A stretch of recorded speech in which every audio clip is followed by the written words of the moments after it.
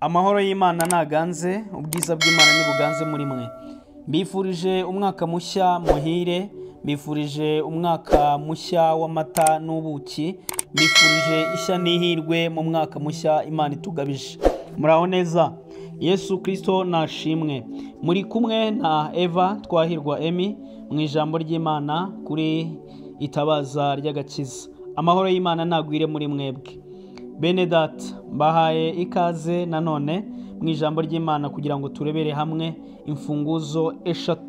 imfunguzo eshatu zizagufasha kuba umunyamugisha, zizagufasha kugera ku ntego zawe mu mwaka tugiye gutangira mushya.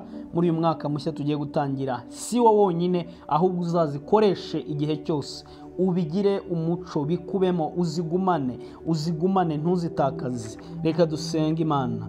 Mana, tuguhaye icyubahiro kuri mwiza, turagushimiye ko ushobora byose, tugushimiye imbaraga zawe, tugushimiye ubuntu bwawe, tugushimiye amahoro, tugushimiye umunezero waduhaye mu gihe cyose gitambutse. None Mwami, tukweretse n'ibiri imbere, tubigushyize mu biganza, kuko ari murengezi wacu, ari mutabazi wacu, kuko watuguze amaraso, tukaba turinzwe n'imbaraga z'amaraso. Turahamagara imbaraga zawe Mwami kugira ngo zitugote, amaraso yawe tweze aduhindura ibyaremwe bishya. Urakoze Yesu Kristo, tuguhaye icyubahiro.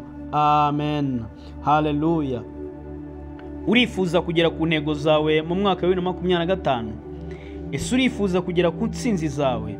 Urifuza kuba umunyamugisha? Urifuza kuba umunyamahirwe? Urifuza gutsinda ubuziraherezo? Reka umenye izi mfunguzo eshatu. Urufunguzo rwa mbere ni kugira icyubahiro, kumenya kubaha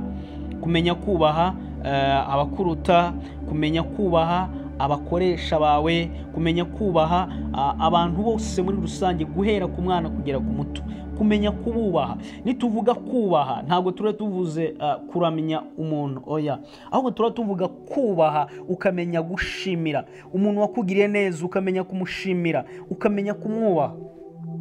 Haleluya. Bene data, hari ikintu twatakaje, kandi akenshi umuntu wese yifuza kugera ku gihe cyiza, yifuza kugera ku byo ashaka, yifuza kugera ku byo aharanira, umutima we uhora utekereza umunsi ku munsi. Ikintu cya mbere ugomba gukoresha kugira ngo ugere kure heza wifuza ni ukubaha. Kubaha turimo kuvuga niki?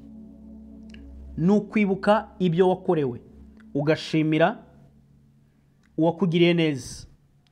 Kubaha turimo kuvuga niki?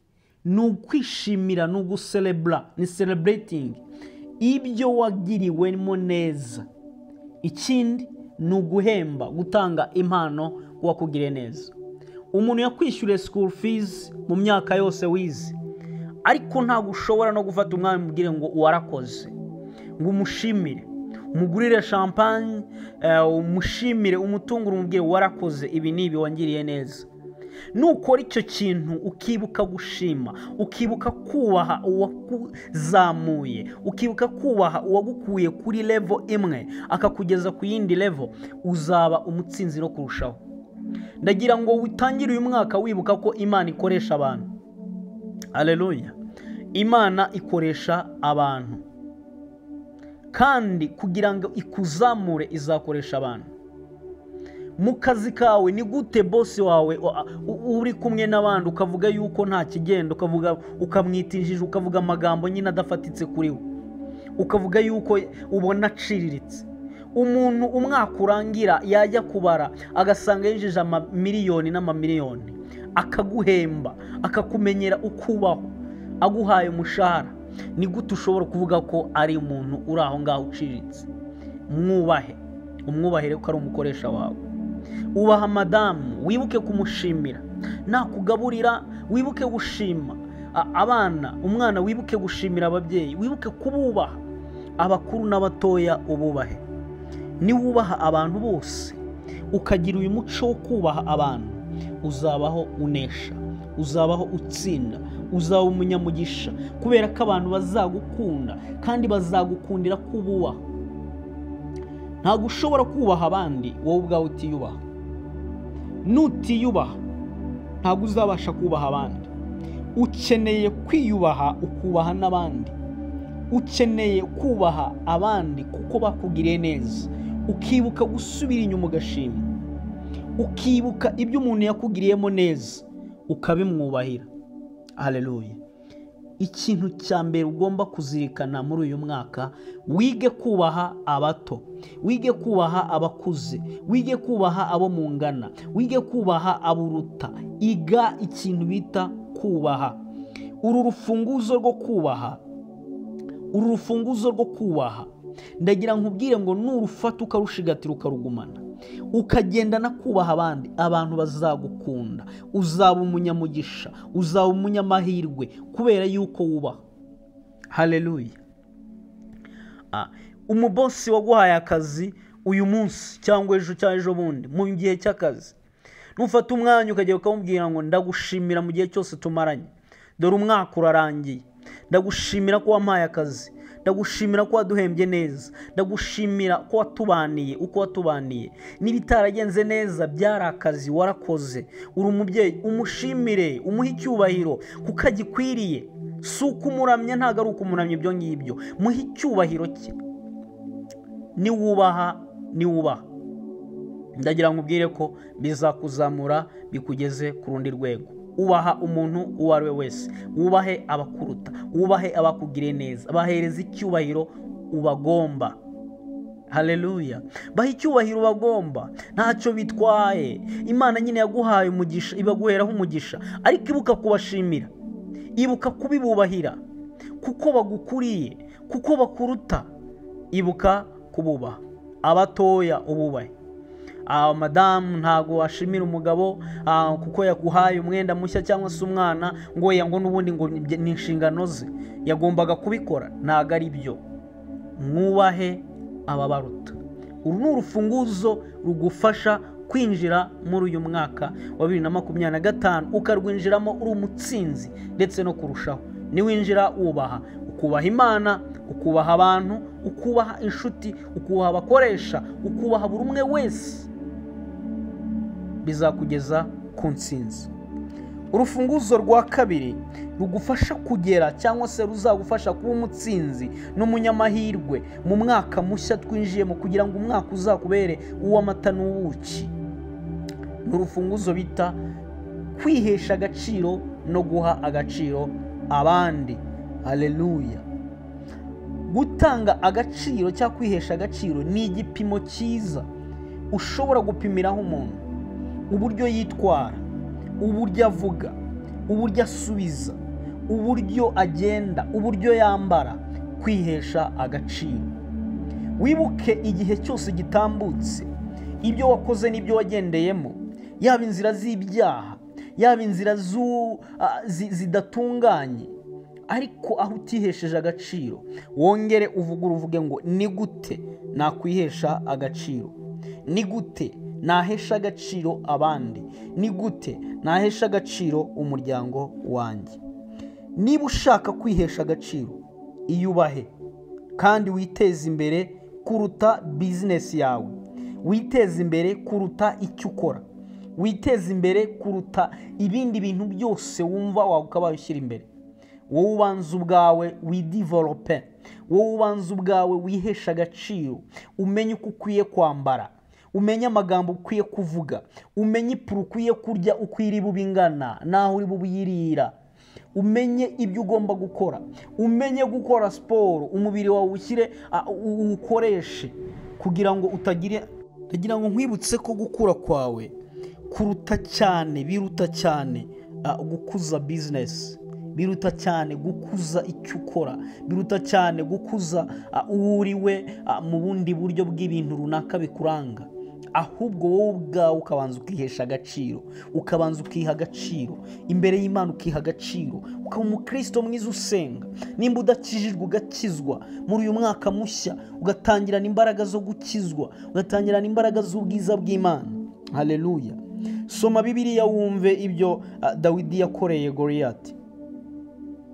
Uyu munsi turibuka Goliyati ko yakubiswe na Dawidi, kandi Dawidi tukamwibuka kuko yihesheje agaciro. Abisiraheli bagize ubwoba, bahunze bagiye gusuzugurwa, ariko Dawidi wamenye kubana n'Imana, wamenye kwihaisha agaciro icyo ari cyo, aravuga ngo oya, ntabwo bikwiye kudusuzugura, ntabwo bikwiye gusuzugura ubwoko bwa Isiraheli, ntabwo bikwiye gusuzugura ubwoko bw'iwacu, turabyanze. Akubita Goliyati kubera ko yari afite favor y'Imana, yari afite ubwiza bw'Imana kuri we. Kugira ngo ube umunyamugisha ugomba kubanza kwihesha agaciro. Wakwihesha agaciro gute udakijijwe ukiri imbata y'ibyaha? Wakwihesha agaciro gute udakijijwe utabasha gusenga? Ukwiye gukura cyane kurusha ibindi bintu byose. Nukura business yawe uzakura. Niwihesha agaciro business yawe uzagira agaciro. Niwihesha agaciro umuryango wawe uzagira agaciro. Nukura umuryango wawe uzakura. Ukwiye kwihesha agaciro, kandi niwihesha agaciro n'ibindi byose bizaza bifite agaciro kuko uri umunyagiciro. Haleluya.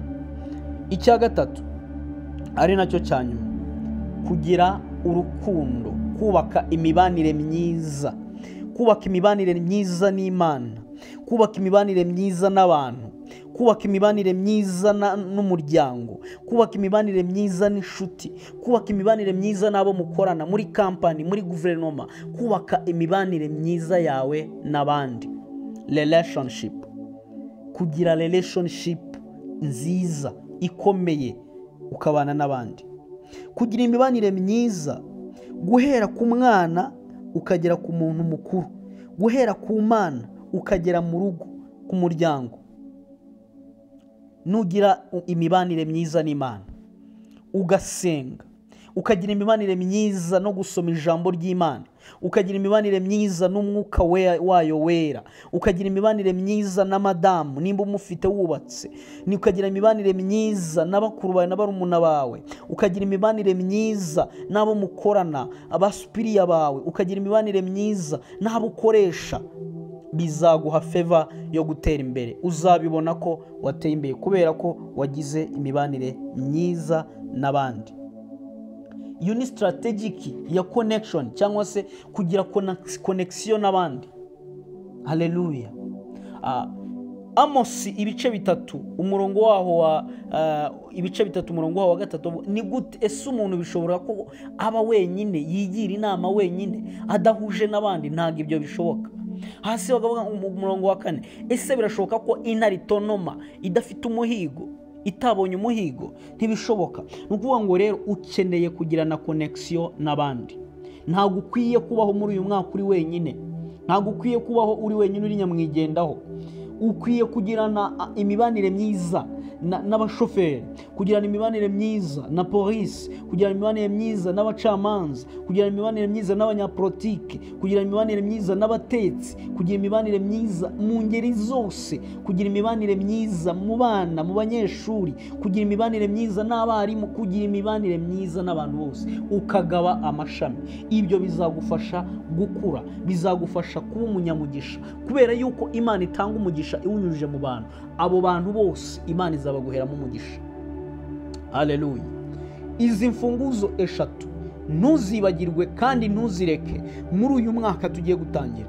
Nuzifata ukazigira amahame, ukagira ihame rya mbere ryo kumva ko ugomba gukunda Imana no kuyisenga, ukagira ihame ryo kumva yuko ugomba kuba mu rukundo rw'Imana, ukagira ihame ryo kumva yuko igihe cyose uri uwayo, bizagufasha kugira ihame ryo kubaha abandi.